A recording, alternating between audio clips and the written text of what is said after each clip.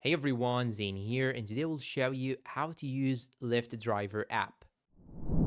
Now, once you open the application, it will show you here this interface. When you simply click on this bell icon, it will show you all the notifications related to Lyft app. And now once we get back in here and slide this tab up, you will find here the Lyft rewards, demand forecast, high demand predicted, and suggested scheduled ride. And when you scroll down a little bit, you will get the opportunity planner. So these are all the data that are displayed by swiping up page. And now when you click on this button on the bottom right side, you will get these options. You have the location filters, the ride preferences, and nearby. Simply I'll click on head to destination so you can search for any place or even choose saved places from these options. You can also adjust the drop off area from medium to large to small. Once you're all done, click on set filter. When you go back again to the options, you have the arrive on time location filter. Now this is where you can go into destination mode and select a specific time that you want to arrive at your destination. In addition to this filter,